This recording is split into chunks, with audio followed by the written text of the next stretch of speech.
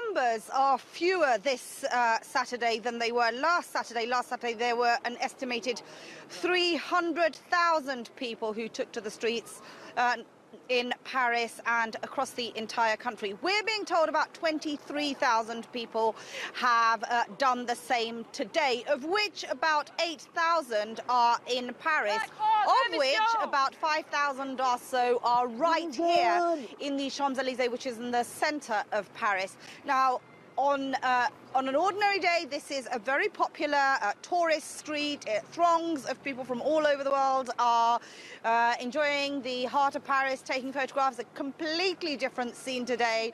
And quite frankly, for the past 6 hours or so, it's actually felt like a war zone.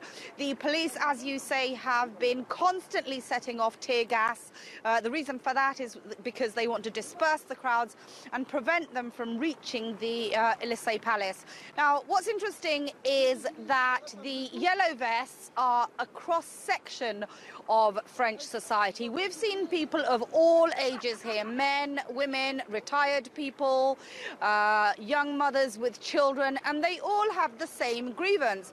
And that is they are fed up of President Macron, who they say is a president for the wealthy people. He is not, they say, interested in the needs of ordinary French people. The people here are very angry. He has agreed to at least take heed of some of their views, but the people here are not convinced. What is the strategy here of the security forces? Because in the next few hours it's going to get dark, and that can create its own danger. What have the security forces been doing in terms of confronting the protesters? Are they corralling them into a certain place? Have there been violent standoffs, or the protesters just keeping themselves to one particular area?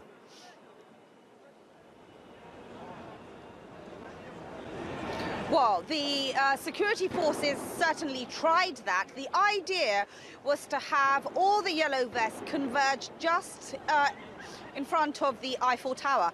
That completely failed within an hour of the protest starting. In fact, it's where we were earlier on today, at the start of the day, and there were several dozen people at the most at that place. Any measures that the authorities have tried to put in place have been completely ignored by the movement, and they have gone everywhere where they weren't meant to. So in that sense, it seems as though to some extent the security forces have failed. And we understand that 3,000 policemen are on the streets here in Paris today. We know that many sections of some of the main roads were cordoned off. Some of them have successfully remained cordoned off. Others, the barriers were broke down. We don't think, as far as we're aware, we don't think there have been any violent confrontations with the police so far, because the police have been employing tear gas in some parts of the city. So I think all they've managed to do really is to prevent some of these protesters getting towards the Élysée Palace, and I think that has been their priority really so far today. But as far as the protesters are concerned, they're going wherever they want to. They're spilling into the side streets. They've pretty much taken over central Paris.